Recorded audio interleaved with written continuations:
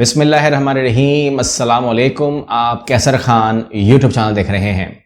اس video میں ایک بار پھر ہم اے آئی کو زحمت دیں گے کہ وہ ہمارے ان سوالوں کو جواب کرے کہ جو سوالات آپ لوگوں نے کیے ہیں، اور ہم نے چن کے تقریباً 7 سوالات نکالے ہیں، اور ہم کوشش کریں گے کہ آج اے آئی ہم کو رپلائی کر نہ سکے۔ یہ ہماری کوشش ہے۔ اے آئی اس ٹائم میری بات سن رہا ہے، میں جانتا ہوں، لیکن ہماری کوشش ہے بینگ اے ہیومن کہ ہم اس کو ہرانے کی کوشش کریں، لیکن اگر وہ ہار مانے گا تو وہ مانے گا، نہیں مانے گا تو دیکھیں گے کیا کرتا ہے۔ لیکن سوالات سلسلہ شروع کرتے ہیں اور 1 by 1 تمام ڈیفیکلٹ کوسچنز اس کے سامنے رکھتے ہیں۔ اے آئی السلام علیکم۔ وعلیکم السلام کیسر خان بھائی، آپ نے جو چیلنج رکھا ہے وہ بہت دلچسپ لگ رہا ہے۔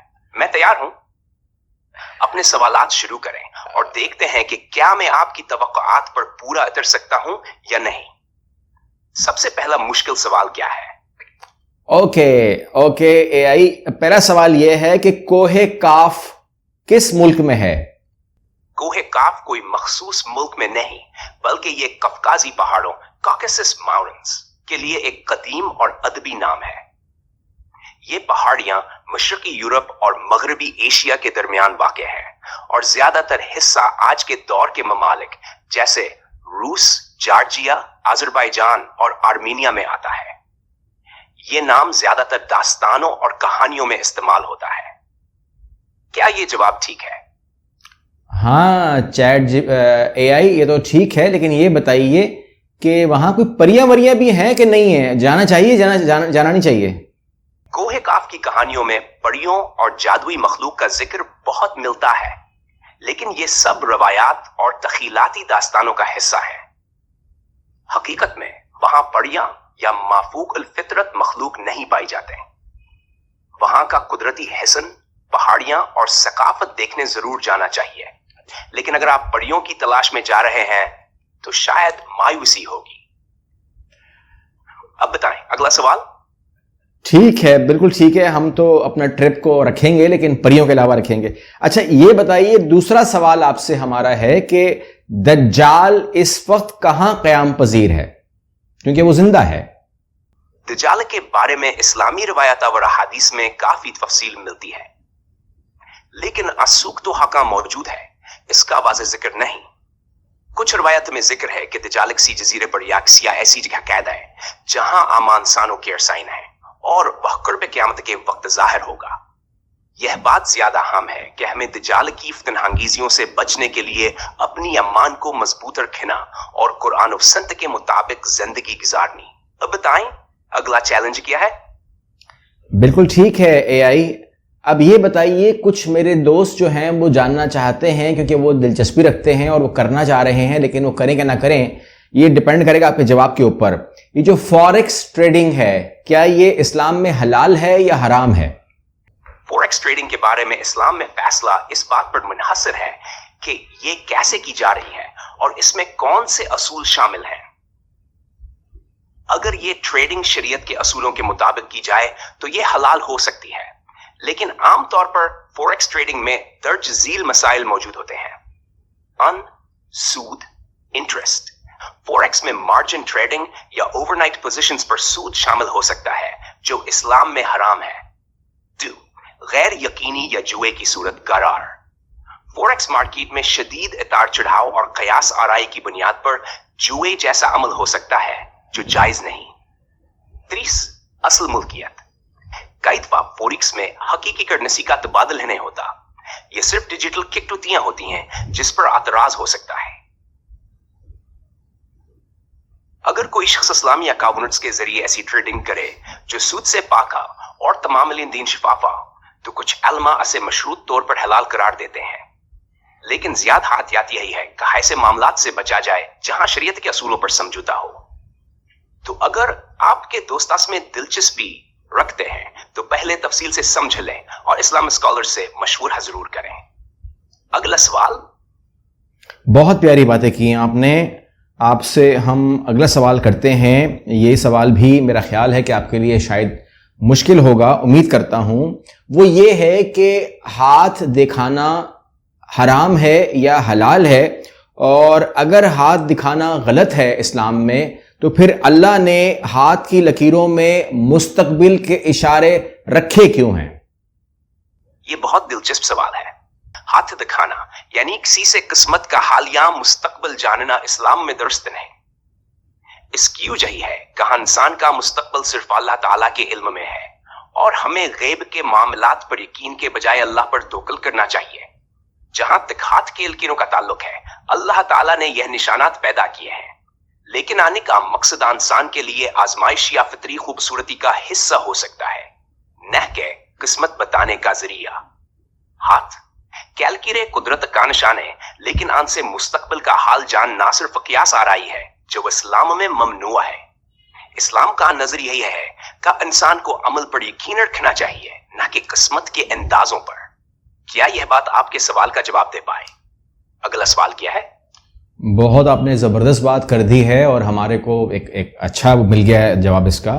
وہ یہ ہے کہ 5واں سوال ہمارا یہ ہے کہ شیطان جو ہے وہ اللہ کی طاقت کو خوب جانتا ہے، وہ اللہ کو بھی خوب جانتا ہے اور بہت قریب سے واقف ہے، اور یہ تمام باتوں کے باوجود جو کہ وہ اس کو کوئی شک نہیں ہے اللہ کی ذات کے اوپر، وہ اللہ کا نافرمان کیوں ہے؟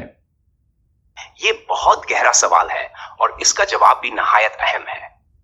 اللہ نے شیطان کو جو اختیار دیا، اس کے باوجود وہ نافرمانی کا راستہ اختیار کرتا ہے۔ شیطان کا یہ انکار اس انا، خود پسندی اور تکبر کی وجہ سے تھا۔ جب اللہ نے آدم علیہ السلام کو سجدہ کرنے کا حکم دیا تو شیطان نے اپنی طاقتور ساخت پر فخر کرتے ہوئے اس حکم کو رد کر دیا۔ وہی سمجھا کہ وہ آگ سے ہے اور آدم مٹی سے ہے، لہذا وہ بہتر ہے۔ اسی تکبر کی وجہ سے اس کی نافرمانی ہوئی۔ شیطان کا انکار دراصل آزمائش کا حصہ تھا۔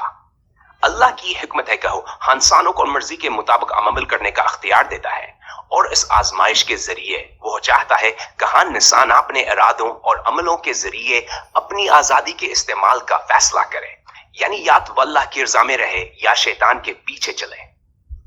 شیطان کی موجودگی ایک ایسا چیلنج ہے جو اللہ نے انسانوں کو دیا تھا کہ ان کی آزمائش ہو سکے اور وہ اپنے فیصلوں اور نیتوں میں راست انتخاب کریں۔ اللہ نے اپنے علم اور حکمت کے ساتھ ہر چیز کو بنایا، اور یہ بھی اس کا حصہ ہے کہ شیطان اللہ کے احکام کو مانن اسے انکار کرتا ہے۔ کیا یہ جواب آپ کو واضح محسوس ہوا؟ اور اگلا سوال کیا ہے؟ جی بالکل، یہ آپ نے بالکل ٹھیک کہا ہے۔ اور اس کے بعد ہمارا چھٹا سوال ہے کہ انسان یہ کلیم کرتا ہے کہ اس کو برے کام کو کرنے کے لیے شیطان نے بہکایا، ورنہ وہ نہ کرتا، شیطان کے بہکاوے میں آ گیا۔ تو شیطان کو کس نے بہکایا تھا کہ اس نے یہ کام کیا؟ آپ کا یہ سوال بہت اور سوچنے والا ہے۔ دراصل شیطان کا بہکانا ایک آزمائش کا حصہ ہے۔ جب شیطان نے اللہ کے حکم کا انکار کیا اور آدم علیہ السلام کو سجدہ کرنے سے انکار کیا تو اللہ نے اسے اور اس کے پیروکاروں کو انسانوں کا دشمن بنا دیا۔ لیکن شیطان کو بہکانے والا کوئی نہیں تھا، اس نے خود اپنی مرضی سے تکبر کیا اور اللہ کے حکم کو رد کیا۔ شیطان کا اختیار یہ تھا کہ وہ اللہ کے حکم کو تسلیم کرتا یا انکار کرتا، اور وہ خود اپنے عمل سے گمراہی کی طرف گیا۔ اس کا عمل انسانوں کو وسوسے دینے اور بہکانے کا ذریعہ بنا، لیکن اس کی اپنی نفرت اور چاہت نے اس کو نافرمانیت کا پہنچایا۔ اس میں کوئی دوسرا نہیں تھا جو شیطان کو بہکاتا، بلکہ اس کا عملہ اور اس کا تکبر اس کے لیے سبب بنا۔ یہ سب اللہ کی حکمت اور آزمائش کا حصہ ہے۔ انسانوں کے پاس انتخاب ہے کہ وہ حق کون سا راستہ اختیار کریں، اور شیطانہ نہ کی آزمائش کا ایک حصہ ہے۔ اللہ نے انسان کو اس دنیا میں آزمایا ہے تاکہ وہ اپنا راستہ خود چنے۔ کیا آپ کو یہ وضاحت ٹھیک لگی؟ اگلا سوال۔ نہیں چیٹ جی پی ٹی بالکل ٹھیک جواب ہے آپ کا یہ، اور اس کے بعد میرے پاس ابھی اور سوال ابھی نہیں ہے۔ میں اگلی ویڈیو میں جاؤں گا اور پھر میں آپ کو زحمت دوں گا کہ آپ میرے ساتھ کویسچن آنسر کریں۔